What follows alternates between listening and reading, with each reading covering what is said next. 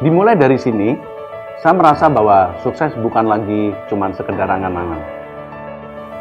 Dimulai dari sini, saya mulai bertemu dan mempelajari ilmu ekonomi dan bisnis dari dosen-dosen yang profesional dan dosen-dosen yang benar-benar ahli di bidang ekonomi dan bisnis. Dimulai dari sini, saya diajarkan bagaimana menjadi seorang pebisnis yang handal dan terampil. Dimulai dari sini, saya mulai mengerti bagaimana merencanakan sebuah plan agar dapat direalisasikan dengan baik. Selain itu, dimulai dari sini, saya mulai mengerti bagaimana kesulitannya untuk menjadi seorang owner perusahaan yang harus mempertahankan, mengembangkan daripada usaha ini. Apalagi di tengah-tengah persaingan yang berat, dan lagi saya juga merintis karir sebagai karyawan Bank Jateng. Jadi dalam situasi ini saya harus berusaha dua-duanya, karir yang sukses dan usaha yang sukses pula. Sukses bagi saya sih adalah apa yang kita inginkan, apa yang kita cita-citakan bisa tercapai. Tidak mudah sih memang kalau mengingat banyak hal yang telah saya lalui baik suka maupun duka. Kadang teringat sih masa-masa kuliah saat bagaimana saya berjuang hingga menjadi seperti sekarang ini. Peningkatan skill dan kompetensi diasah melalui pelatihan-pelatihan dan praktikum-praktikum di kampus yang sangat berguna sekali untuk perkembangan karir saya saat ini. Itu menjadi bekal yang sangat berharga untuk saya bisa menjadi sukses. Kegiatan kemahasiswaan memupuk percaya diri saya sehingga menjadi bekal saya dalam berkarya di dunia kerja. Pendidikan di sini sangat berkualitas, mulai dari dosen, fasilitas pembelajaran, tidak heran akreditasinya bagus. Sukses kami dimulai dari sini. Sukses kami dimulai dari sini. Sukses kami dimulai dari sini.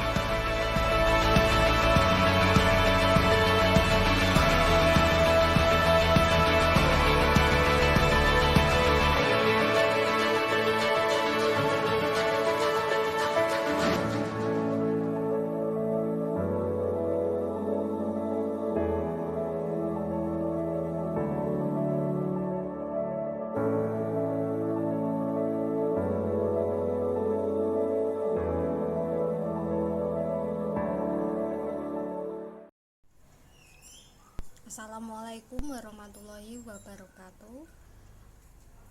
Sini saya akan menjelaskan mengenai Universitas Tikubang Semarang, yaitu Fakultas Ekonomi dan Bisnis. Fakultas Ekonomi dan Bisnis terakreditasi A dan terdapat 3 jurusan, yaitu akuntansi, manajemen, dan perbankan syariah. Visi Fakultas Ekonomi dan Bisnis pada tahun 2020 menjadi fakultas terpercaya dan terpilih di bidang ekonomi dan bisnis yang memiliki keunggulan kompetitif, berkelanjutan, berbasis pada keuangan perbankan, berjiwa kewirausahaan, menguasai teknologi informasi dan komunikasi, serta berdaya saing nasional. Lalu misi Fakultas Ekonomi dan Bisnis yaitu mengembangkan organisasi fakultas yang transparan dan akuntabel berbasis teknologi informasi dan komunikasi untuk mendukung good university governance. Lalu menyelenggarakan pendidikan yang berbasis keuangan perbankan berorientasi pada perkembangan dunia usaha dan industri untuk mendukung lulusan yang mempunyai daya saing global, berjiwa kewirausahaan, dan menguasai teknologi informasi dan komunikasi. Perkenalkan, saya Adelia Arya Safira, NIM 1805520194, jurusan akuntansi. Di sini saya akan menjelaskan mengenai materi anti pencucian uang dan pendanaan terorisme.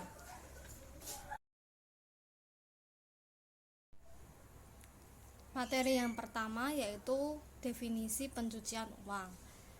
Pencucian uang adalah suatu proses atau perbuatan bertujuan untuk menyembunyikan atau menyamarkan asal-usul uang atau harta kekayaan dari hasil tindak pidana, kemudian diubah seolah-olah berasal dari kegiatan sah atau legal.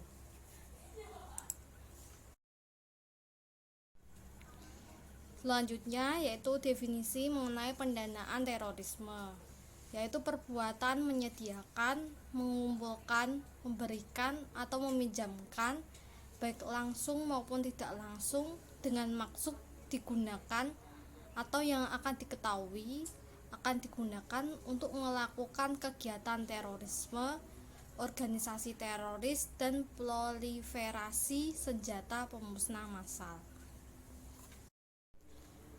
Proliferasi senjata pemusnah massal adalah penyebaran senjata nuklir, biologi, dan kimia.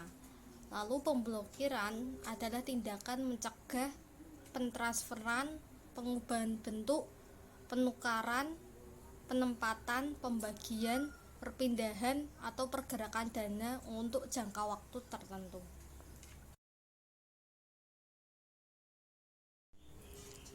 Selanjutnya yaitu materi tindak pidana pencucian uang. Yang pertama yaitu menempatkan, mentransfer, mengalihkan, membelanjakan, membayarkan, menghibahkan, menitipkan, mengubah bentuk, menukarkan dengan mata uang atau surat berharga, atau perbuatan lain atas harta kekayaan yang diketahuinya atau patut diduga merupakan hasil tindak pidana.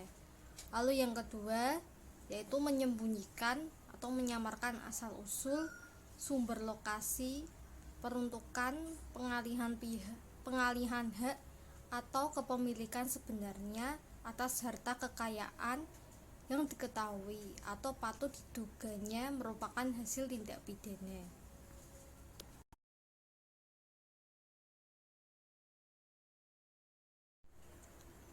Pada dasarnya, proses pencucian uang dapat dikelompokkan ke dalam 3 tahap.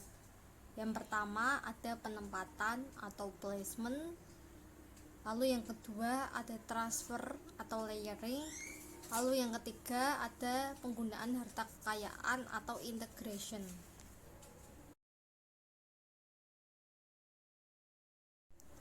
Saya akan menjelaskan mengenai materi yang pertama yaitu placement atau penempatan.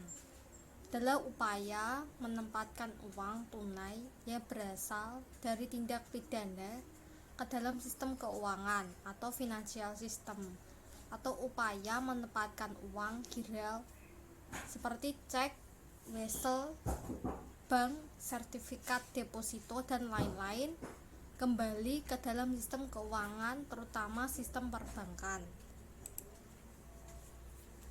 Ada placement yaitu dana hasil tindak pidana yang masuk ke dalam sistem keuangan, seperti yang pertama penempatan dana di rekening bank, yang kedua membuka rekening efek di perusahaan efek, dan membeli unit penyertaan pada instrumen reksadana.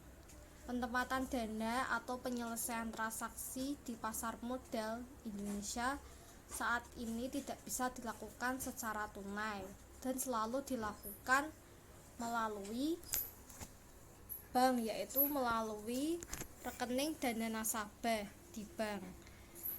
Oleh karena itu, pada tahapan placement diperhitungkan dalam variabel risiko.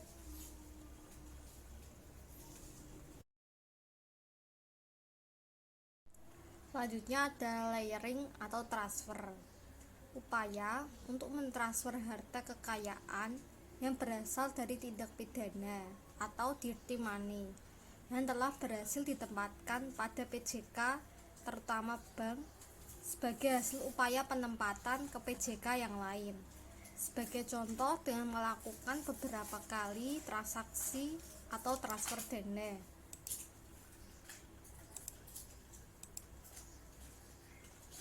Yang pertama yaitu skema investasi pada ragam produk pasar modal. lalu skema transaksi efek yang cukup kompleks, lalu melakukan transaksi efek di pasar modal dengan menggunakan hasil kejahatan yang telah ada dalam sistem keuangan. Pelaku kejahatan memberikan perintah kepada perantara pedagang efek untuk membeli sejumlah efek yang serta menjual kembali, bukan menjadi tujuan transaksi.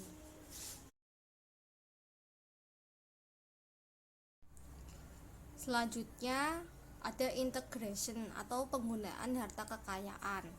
Tahap ini memunculkan kembali dana hasil tindak pidana ke bentuk aset baru yang dapat diakui secara hukum sesuai dengan profil pelaku.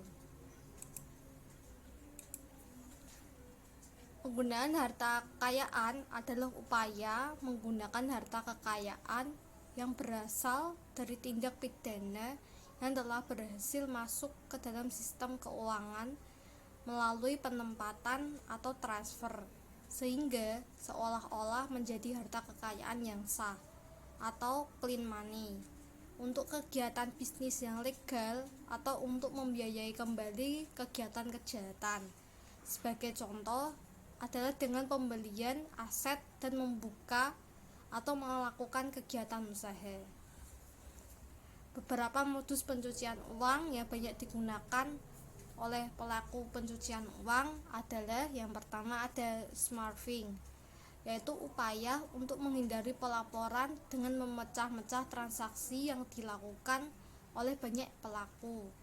Yang kedua ada structuring, yaitu upaya untuk menghindari pelaporan dengan memecah-mecah transaksi sehingga jumlah transaksi menjadi lebih kecil. Yang ketiga ada U-turn, yaitu upaya untuk mengaburkan asal-usul hasil kejahatan dengan memutarbalikkan transaksi untuk kemudian dikembalikan ke rekening asalnya. Lalu ada cupu smurfing, yaitu upaya mengaburkan asal-usul sumber dana dengan mengirimkan dana-dana dari hasil kegiatan melalui rekening pihak ketiga yang menunggu kiriman dana dari luar negeri dan tidak menyadari bahwa dana yang diterima merupakan hasil tindak pidana. Lalu ada pembelian aset atau barang mewah, yaitu menyembunyikan status kepemilikan dari aset atau barang mewah, termasuk pengalian aset tanpa terdeteksi oleh sistem keuangan. Lalu ada pertukaran barang atau barter, yaitu menghindari penggunaan dana tunai atau instrumen keuangan sehingga tidak dapat terdeteksi oleh sistem keuangan. Lalu ada underground banking atau alternative remittance service, yaitu kegiatan pengiriman uang melalui mekanisme jalur informal yang dilakukan atas dasar kepercayaan. Selanjutnya ada penggunaan pihak ketiga, yaitu transaksi yang dilakukan dengan menggunakan identitas pihak ketiga dengan tujuan menghindari pendeteksian identitas dari pihak yang sebenarnya merupakan pemilik dana hasil tindak pidana. Lalu ada mingling, yaitu mencampurkan dana hasil tindak pidana dengan dana hasil kegiatan usaha yang legal dengan tujuan untuk mengaburkan sumber dana asalnya. Yang terakhir ada penggunaan identitas palsu, yaitu transaksi yang dilakukan dengan menggunakan identitas palsu sebagai upaya untuk mempersulit pelacakan identitas dan pendeteksian keberadaan pelaku pencucian uang. Materi berikut, bank wajib menerapkan program APU PPT. Bank Indonesia wajib menerapkan program APU PPT secara optimal dan efektif. Penerapan program APU dan PPT tidak saja penting untuk pemberantasan pencucian uang dan pencegahan pendanaan terorisme, melainkan juga untuk mendukung penerapannya prinsip kehati-hatian yang dapat melindungi penyelenggara maupun pengguna jasa dari berbagai risiko yang mungkin timbul. Kebijakan pelaksanaan APU PPT. Yang pertama, bank wajib mengidentifikasi, menilai dan memahami resiko tindak pidana pencucian uang atau tindak pidana pendanaan terorisme terkait dengan nasabah, negara, atau jaringan distribusi. Yang kedua, bank wajib memiliki dan memantau kebijakan pengawasan dan prosedur pengelolaan dan mitigasi risiko pencucian uang dan pendanaan terorisme. Penyedia jasa keuangan dan selanjutnya disingkat PJK adalah PJK di sektor perbankan, PJK di sektor pasar modal, dan PJK di sektor industri keuangan non-bank. PJK di sektor perbankan adalah bank umum, termasuk kantor cabang dari bank yang berkedudukan di luar negeri, bank umum syariah, bank perkreditan rakyat atau BPR, dan bank pembiayaan rakyat syariah yang sebagaimana diatur dalam ketentuan peraturan perundang-undangan di bidang perbankan.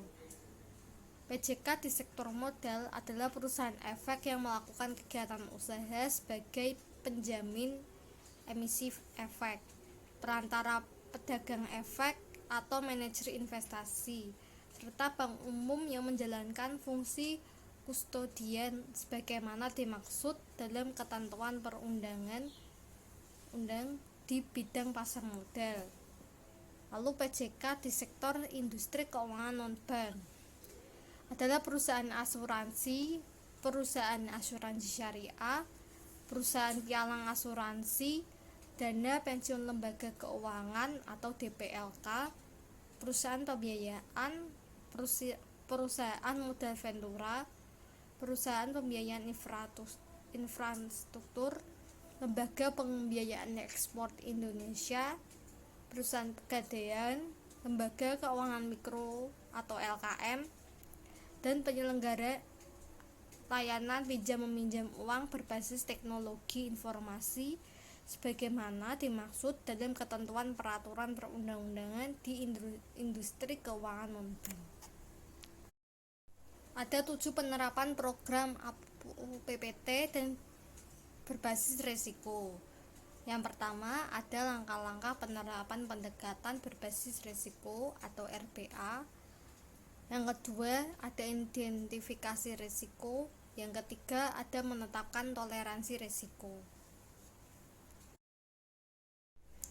Keempat, ada menyusun langkah pengurangan dan pengendalian risiko.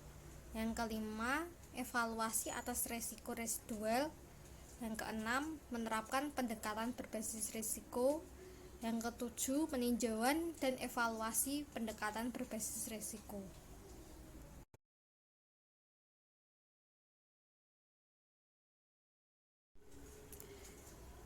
Yang pertama yaitu langkah-langkah penerapan pendekatan berbasis risiko. Ada 6 step yang akan saya jelaskan. Step yang pertama yaitu identifikasi risiko. Jenis-jenis risiko yaitu seperti risiko nasabah berdasarkan tingkat risiko dengan mempertimbangkan risiko inherent dalam kegiatan usaha PJK. Risiko produk, jasa, atau transaksi yaitu produk-produk jasa atau transaksi yang mungkin dapat terpapar risiko yang lebih tinggi terkait atau pencucian uang dan pendanaan terorisme. Risiko negara atau geografis, lokasi geografis PJK, lokasi geografis nasabah atau lokasi tempat terjadinya hubungan nasabah. Selanjutnya, risiko saluran distribusi. Media yang digunakan untuk memperoleh atau menawarkan barang dan jasa, apakah secara langsung melalui agen atau secara online. Step kedua, menetapkan toleransi risiko. Resiko apa saja yang dapat diterima dan ditoleransi oleh PJK. Step ketiga, pengurangan dan pengendalian risiko. Mengembangkan dan menyusun dokumen strategi mitigasi untuk area. Step keempat, evaluasi risiko residual. Risiko residual merupakan risiko yang masih tersisa setelah dilakukan mitigasi risiko dan pengendalian. Risiko residual harus dibandingkan dengan risiko yang ditoleransi. Step kelima yaitu pendekatan berbasis risiko. Penerapan strategi mitigasi dan pengendalian untuk area berisiko tinggi terhadap risiko pencucian uang dan pendanaan terorisme. Step keenam, peninjauan pendekatan berbasis risiko. Tinjauan berkala atas pendekatan berbasis risiko untuk efektivitas penerapan program APU PPT.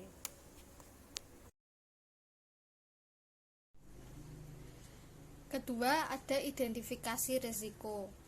PJK wajib melakukan identifikasi terhadap risiko pencucian uang dan pendanaan terorisme.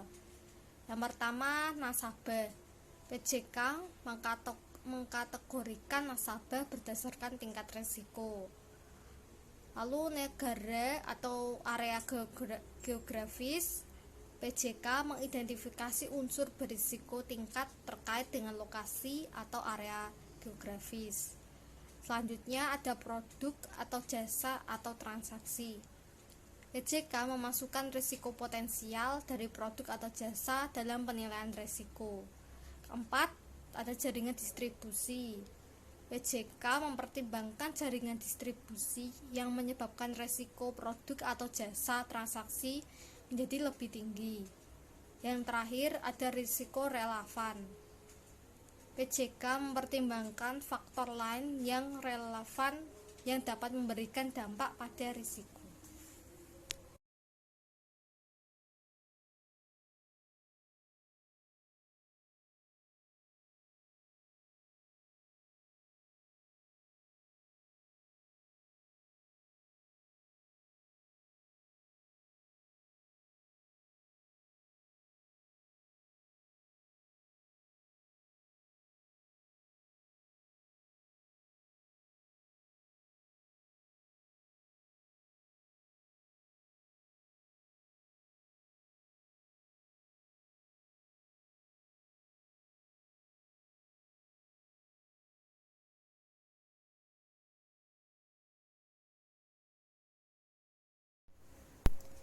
Berikut identifikasi risiko pada nasabah.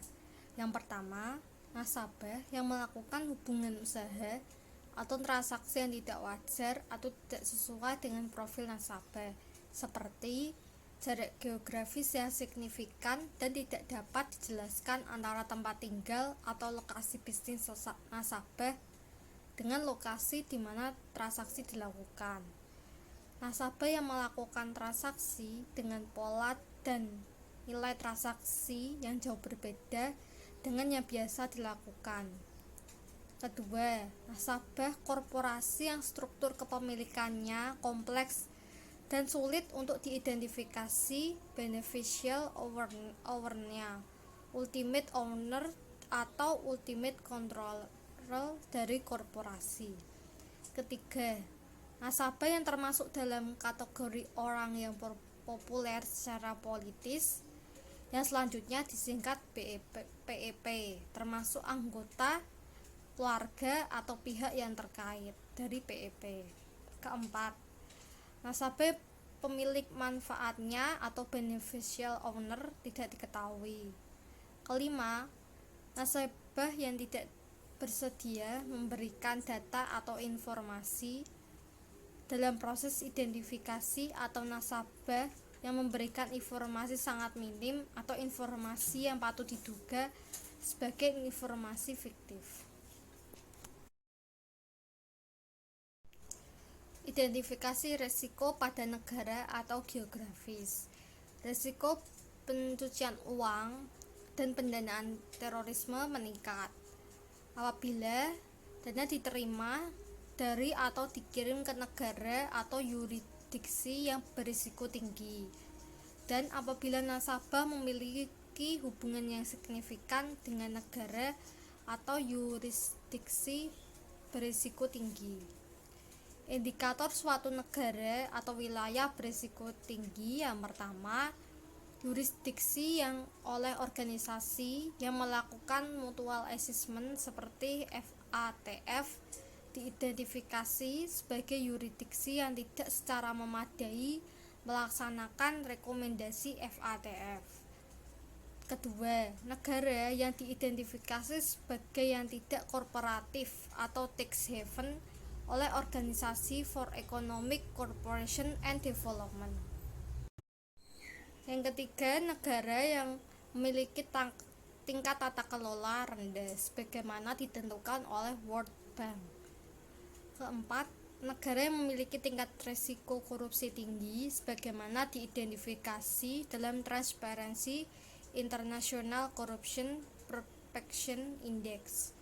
Yang kelima, negara yang diketahui secara luas sebagai tempat penghasil dan pusat perdagangan narkoba. Keenam, negara yang dikenakan sanksi, embargo atau yang serupa antara lain oleh PBB. Yang terakhir, negara yang yurisdiksi yang diidentifikasi oleh lembaga yang dipercaya sebagai penyandang dana atau mendukung kegiatan terorisme atau membolehkan kegiatan organis teroris di negaranya. Berikut identifikasi risiko pada produk, jasa, atau transaksi. Hal-hal yang dapat meningkatkan risiko. Yang pertama, produk atau jasa yang menawarkan keleluasaan dalam penarikan biaya tertentu, seperti layanan pinjam-meminjam dana nasabah yang dapat diambil sewaktu-waktu. Transaksi pembelian atau penjualan unit penyertaan reksadana yang tidak dibatasi dan dapat diambil sewaktu-waktu. Kedua, produk atau jasa yang memiliki nilai kas yang tinggi. Ketiga, penerimaan pembayaran dari pihak ketiga yang tidak dikenal atau tidak ada hubungan, seperti penyelesaian pembayaran transaksi efek langsung ke rekening perusahaan. Keempat, transaksi menggunakan online trading. Dan yang kelima, penerimaan pembayaran dengan menggunakan pembayaran tunai, seperti penyetoran tunai pada saat margin call.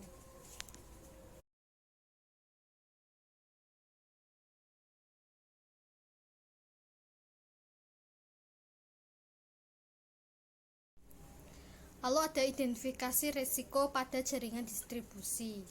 Jaringan distribusi merupakan media yang digunakan untuk memperoleh suatu produk atau jasa, atau media yang digunakan untuk melakukan transaksi.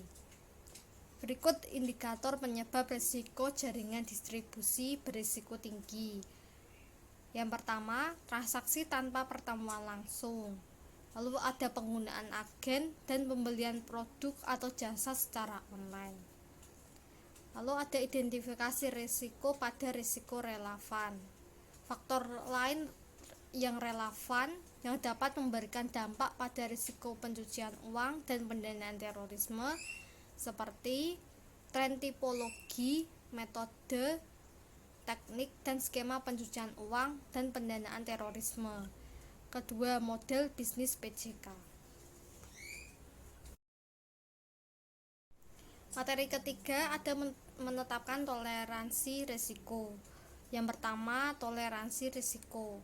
Sebelum mempertimbangkan mitigasi risiko, PJK harus menetapkan toleransi risiko. Toleransi risiko untuk menentukan tingkat ancaman terpapar risiko yang dapat ditoleransi oleh PJK di sektor pasar modal. Contohnya, sejauh mana PJK mentoleransi untuk menerima calon nasabah yang berasal dari negara berisiko tinggi terhadap aktivitas pencucian uang dan pendanaan terorisme. Lalu ada kategori risiko yang perlu dipertimbangkan. Dalam menetapkan risiko, PJK di sektor modal perlu mempertimbangkan kategori risiko. Ada 4 kategori risiko. Yang pertama, risiko regulator, seperti ketidaksanggupan memenuhi peraturan yang ada. Lalu ada risiko reputasi, risiko hukum seperti adanya perubahan peraturan, dan risiko keuangan. Materi yang keempat yaitu menyusun langkah pengurangan dan pengendalian risiko.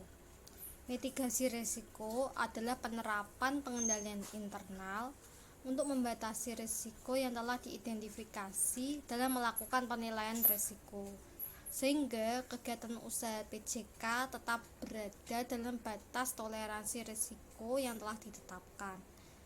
Untuk semua nasabah dan hubungan usaha, PJK harus melakukan pemantauan terhadap seluruh hubungan usaha dan mendokumentasi informasi terkait dengan langkah-langkah yang telah dilakukan. Untuk nasabah dan hubungan usaha yang berisiko tinggi, PJK harus melakukan pemantauan yang lebih sering terhadap hubungan usaha tersebut dan mengambil langkah yang lebih ketat dalam melakukan identifikasi dan pengkinian data. Lalu output yang diharapkan dari mitigasi risiko, PJK dapat melakukan pengkinian dan pemantauan usaha terhadap informasi nasabah dan penerima manfaat atau beneficial owner, lalu menetapkan dan melaksanakan kegiatan pemantauan berkelanjutan pada setiap tingkatan hubungan usaha PJK. Bagi nasabah berisiko tinggi dilakukan lebih sering, lalu melaksanakan mitigasi terhadap area berisiko tinggi atau strategi mitigasi risiko ini harus tercantum dalam kebijakan dan prosedur. Dan terakhir, menerapkan prosedur pengendalian internal secara konsisten. Pelaksanaan mitigasi harus berjalan efektif. PJK harus menunjukkan kepada OJK bahwa langkah mitigasi tersebut telah dilaksanakan secara efektif, misalnya ditujukan melalui audit internal. Selanjutnya, yang kelima ada evaluasi atas risiko residual. Risiko residual terdapat step evaluasi atas risiko residual. Yang pertama, risiko residual merupakan risiko yang tersisa setelah penerapan pengendalian internal dan mitigasi risiko. Yang kedua, PJK perlu memperhatikan bahwa meskipun mitigasi risiko dan manajemen risiko telah dilaksanakan secara ketat, PJK tetap memiliki risiko residual yang harus dikelola secara baik. Yang ketiga, PJK harus memastikan bahwa tingkat risiko residual tidak lebih besar dari tingkat toleransi risiko yang telah ditetapkan PJK. Dan yang terakhir, dalam hal risiko residual masih lebih besar daripada toleransi risiko, atau dalam hal pengendalian internal dan mitigasi terhadap area berisiko tinggi tidak memadai, PJK wajib kembali melakukan langkah pengurangan dan pengendalian risiko dan meningkatkan level atau kuantitas dari langkah mitigasi yang telah ditetapkan. Lalu output yang diharapkan dari kegiatan evaluasi risiko residual yaitu PJK dapat melakukan evaluasi terhadap risiko residual yang dimiliki dan menyesuaikan tingkat risiko yang dimiliki dengan risiko yang ditoleransi atau diterima. Yang keenam, ada menerapkan pendekatan berbasis risiko. Kebijakan dan prosedur. Yang pertama, PJK harus menerapkan pendekatan berbasis risiko terhadap kegiatan atau aktivitas usaha sehari-hari dan tetap melakukan kewajiban yang ada seperti identifikasi, verifikasi, dan pemantauan sebagai persyaratan minimum. Yang kedua, pendekatan berbasis risiko perlu didokumentasi dalam bentuk kebijakan dan prosedur untuk menunjukkan tingkat kepatuhan PJK. Yang ketiga, kebijakan dan prosedur terkait pendekatan berbasis risiko harus dikomunikasikan, dipahami, dan dipatuhi oleh semua pegawai, khususnya pegawai yang melakukan identifikasi dan pemantauan usahaan data dan informasi nasabah serta pelaporan transaksi kepada otoritas terkait. Yang keempat, kebijakan dan prosedur terkait pendekatan berbasis risiko harus memenuhi persyaratan minimal seperti identifikasi nasabah, penilaian risiko, tindakan khusus terhadap area berisiko tinggi, penantauan usahaan, dan pelaporan seperti kepada pejabat senior, direksi, dan dewan komisaris. Dan terakhir, pejabat senior bertanggung jawab dalam pengambilan keputusan terkait kebijakan, prosedur, dan proses pengendalian internal dan mitigasi risiko pencucian uang dan pendanaan terorisme dalam kegiatan atau aktivitas usaha yang dimiliki PJK. Lalu, output yang dapat diharapkan dari penerapan pendekatan PJK yaitu PJK dapat memastikan bahwa penilaian risiko yang dilakukan menggambarkan proses pendekatan berbasis risiko, frekuensi pemantauan nasabah berisiko rendah dan berisiko tinggi, dan juga menggambarkan langkah pengendalian internal untuk mengurangi risiko tinggi yang telah diidentifikasi, lalu melakukan pengkinian data dan informasi terhadap nasabah dan penerima manfaat, lalu melakukan pemantauan terhadap seluruh hubungan nasabah yang dimiliki, lalu melakukan pemantauan yang lebih sering terhadap hubungan usaha yang berisiko tinggi, melakukan langkah-langkah tertentu terhadap nasabah berisiko tinggi, dan yang terakhir, melibatkan pejabat senior dalam menghadapi situasi atau area berisiko tinggi. Misalnya untuk PEP, pemberian persetujuan melakukan hubungan usaha diberikan oleh pejabat senior.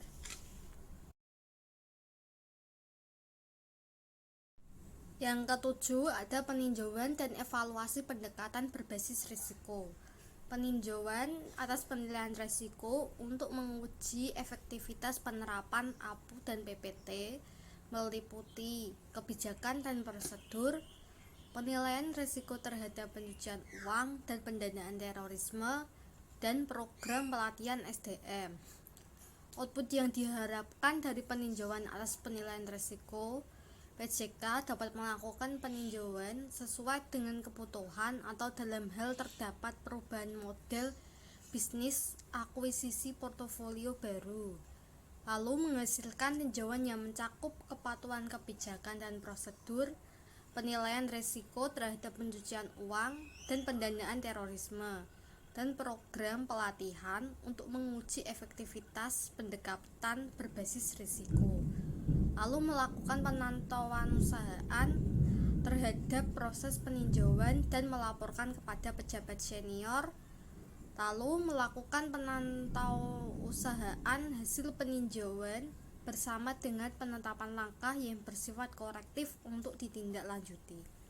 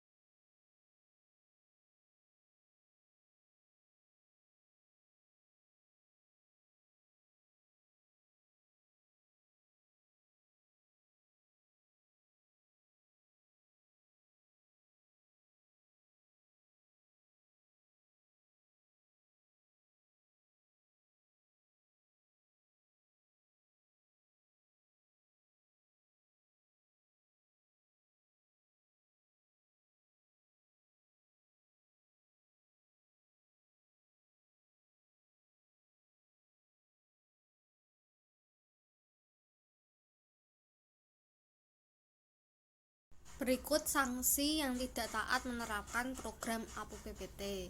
Bentuk sanksi yang dikenakan yang pertama ada teguran tertulis, kewajiban membayar, lalu penurunan tingkat kesehatan, pembekuan kegiatan usaha tertentu, lalu pencantuman anggota pengurus, pegawai bank atau pemegang saham dalam daftar pihak-pihak yang mendapat predikat tidak lulus dalam fit dan proper. Lalu yang terakhir, pemberhentian pengurus. Pengenaan sanksi dan pembinaan bagi LJK perbankan, pasar modal, dan IKNB berdasarkan laporan dan informasi dari pengawas secara umum. Apabila telah dilakukan pemeriksaan terhadap program tersebut, maka pengawas telah melakukan pembinaan atau peringatan terkait temuan atau kelemahan penerapan program APU PPT, khususnya yang mencakup penerapan 5 pilar serta prinsip mengenal nasabah dan pengenaan sanksi terkait kewajiban pelaporan kepada setiap LJK yang diawasi.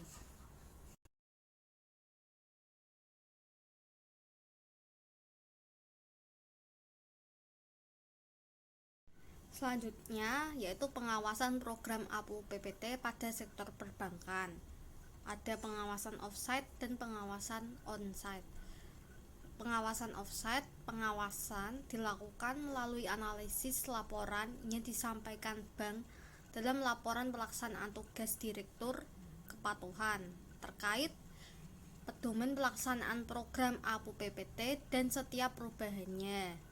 Lalu laporan action plan pelaksanaan program APU PPT, laporan rencana kegiatan pengkinian data nasabah, pengelompokan nasabah berisiko rendah, menengah, dan tinggi, dan terakhir laporan realisasi pengkinian data, termasuk analisis laporan hasil pengawasan audit intern dan laporan Dewan Komisaris yang disampaikan LJK bank kepada pengawas terkait penerapan program APU PPT.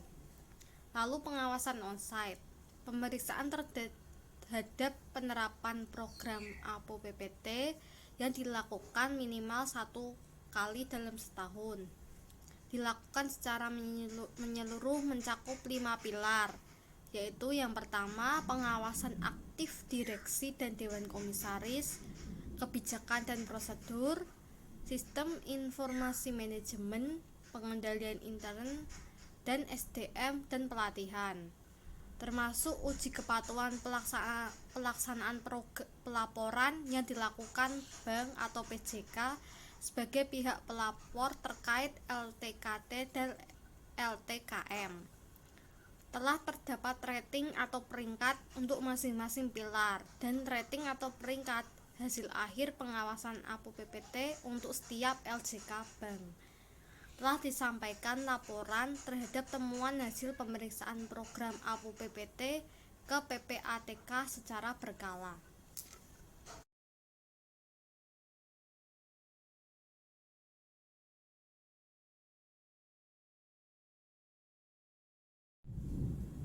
Selanjutnya pengawasan program APU PPT pada sektor pasar modal. Pengawasan offsite. Pengawasan dilakukan dengan menganalisa laporan. Pedoman penerapan prinsip mengenal nasabah meliputi kebijakan atau prosedur tertulis, serta laporan pelaksanaan program pelatihan penerapan prinsip mengenal nasabah berdasarkan Peraturan OJK nomor 22 tahun 2014. Lalu pengawasan onsite, pemeriksaan secara langsung telah dilakukan pada PJK. Pasar modal telah dilakukan untuk memastikan penerapan prinsip mengenal nasabah oleh penyedia jasa keuangan di bidang pasar modal POJK nomor 22 OJK nomor 4 tahun 2014 dengan mengacu kepada kelemahan atau temuan pada aspek 5 pilar pengawasan. Lalu, kepatuhan pelaporan transaksi keuangan mencurigakan sesuai dengan UU PPT, PPU, dan PPT PPT. Lalu telah disampaikan laporan terhadap temuan hasil pemeriksaan program APO PPT ke PPATK secara berkala dan pemeriksaan terhadap LJK dilakukan secara sampling.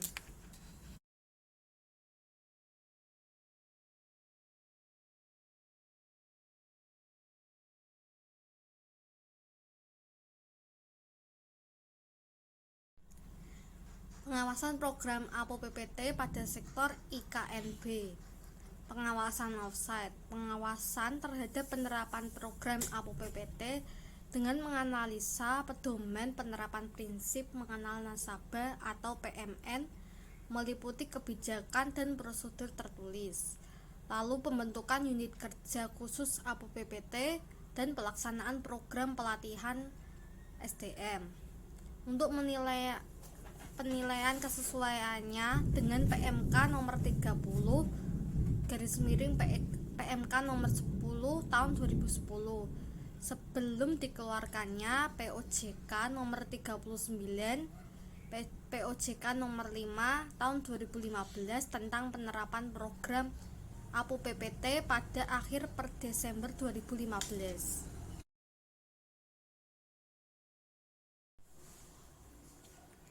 Identifikasi dan verifikasi calon nasabah dan nasabah. PJK wajib mengidentifikasi dan mengklasifikasikan calon nasabah atau nasabah ke dalam kelompok orang perseorangan, korporasi dan perikatan lainnya. Bagi calon nasabah orang perseorangan, identifikasi memuat nama lengkap termasuk nama alias, lalu nama dokumen identitas, alamat tempat tinggal sesuai dokumen identitas, dan alamat tempat tinggal lain jika ada, lalu tempat dan tanggal lahir, kewarganegaraan, pekerjaan, alamat dan nomor telepon tempat kerja, lalu jenis kelamin dan status perkawinan, identifikasi pemilik manfaat atau beneficial owner jika ada, lalu sumber dana, penghasilan rata-rata per tahun, dan maksud dan tujuan hubungan usaha atau transaksi yang dilakukan calon nasabah. Lalu bagi calon nasabah korporasi seperti nama, nomor izin dan dari instansi berwenang, bidang usaha atau kegiatan, alamat kedudukan, tempat dan tinggal pendirian, bentuk badan hukum atau badan usaha, lalu identifikasi pemilik manfaat, sumber dana, dan maksud dan tujuan berhubungan usaha atau transaksi yang akan dilakukan calon nasabah. Bagi calon nasabah perikatan lainnya seperti nama, nomor izin dari instansi berwenang, alamat kedudukan, bentuk perikatan, lalu identitas pemilik manfaat, sumber dana, dan maksud dan tujuan hubungan usaha atau transaksi yang dilakukan calon nasabah. Selanjutnya, identifikasi dan verifikasi calon nasabah yang berisiko tinggi. PJK wajib memiliki sistem manajemen risiko yang memadai untuk menentukan apakah calon nasabah memiliki manfaat atau WIC termasuk kriteria berisiko tinggi. Kriteria berisiko tinggi dari calon nasabah, dan pemilik manfaat sebagaimana dimaksud pada ayat 1 dapat dilihat dari latar belakang atau profil calon nasabah. Lalu produk sektor jasa keuangan yang berisiko tinggi untuk digunakan sebagai sarana pencucian uang dan pendanaan terorisme. Lalu transaksi dengan pihak yang berasal dari negara berisiko tinggi, transaksi tidak sesuai dengan profil, lalu termasuk dalam kategori PEP, bidang usaha calon nasabah, pemilik manfaat, lalu negara atau teritori asal, domisili, atau dilakukannya transaksi calon nasabah, lalu tercantumnya calon nasabah atau pemilik manfaat dalam daftar terduga teroris dan organisasi teroris, atau transaksi yang dilakukan calon nasabah dan pemilik manfaat diduga terkait dengan tindak pidana di sektor jasa keuangan, tindak pidana pencucian uang atau tindak pidana pendanaan terorisme.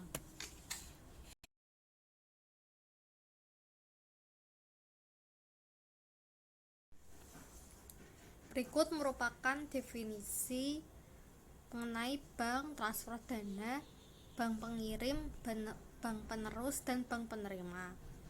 Bank merupakan bank umum yang melaksanakan kegiatan usaha secara konvensional, termasuk kantor cabang dari bank yang berkedudukan di luar negeri dan bank umum syariah sebagaimana dimaksud dalam undang-undang yang mengatur mengenai perbankan. Transfer dana adalah transfer dana sebagaimana dimaksud dalam undang-undang yang mengatur mengenai transfer dana. Bank pengirim adalah bank yang mengirimkan perintah transfer dana. Bank penerus adalah bank yang meneruskan perintah transfer bank pengirim dan dari bank pengirim. Bank penerima adalah bank yang menerima perintah transfer dana. Dalam rangka melakukan hubungan usaha dengan calon nasabah, PJK wajib melakukan identifikasi calon nasabah untuk mengetahui profil calon nasabah dan melakukan verifikasi atas informasi dan dokumen pendukung calon nasabah sebagaimana dimaksud dalam huruf A. PJK wajib melakukan verifikasi kebenaran identitas calon nasabah melalui pertemuan langsung atau face to face dengan calon nasabah pada awal melakukan hubungan usaha dalam rangka meyakini kebenaran identitas calon nasabah. Proses verifikasi melalui pertemuan langsung sebagaimana dimaksud pada ayat 2 dapat digantikan dengan verifikasi melalui sarana elektronik milik PJK atau milik pihak ketiga. Pihak ketiga sebagaimana dimaksud pada ayat 3 wajib mendapat persetujuan dari otoritas jasa keuangan.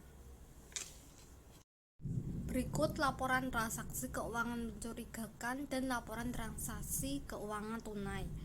Laporan transaksi keuangan mencurigakan atau suspicious transaction merupakan transaksi keuangan yang menyimpang dari profil, karakteristik atau pola kebiasaan transaksi nasabah, bertujuan untuk menghindari pelaporan transaksi dilakukan atau batal dilakukan dengan menggunakan harta kekayaan yang diduga berasal dari tindak pidana dan diminta PPATK untuk dilaporkan karena melibatkan harta kekayaan yang diduga berasal dari hasil TP. Dilaporkan paling lama 3 hari sejak PJK mengetahui adanya unsur TKM. Lalu laporan transaksi keuangan tunai atau cash transaction, transaksi penerimaan, penarikan, penyotoran, dan penitipan baik yang dilakukan dengan uang tunai maupun instrumen pembayaran yang lain. Jumlah minimal 500 juta yang dilakukan dalam satu kali transaksi atau beberapa kali transaksi dalam satu hari. Dilaporkan 14 hari sejak transaksi dilakukan. Lalu pengecualian pelaporan CTR antara lain transaksi dengan pemerintah atau bank sentral dan untuk pembayaran gaji atau pensiun.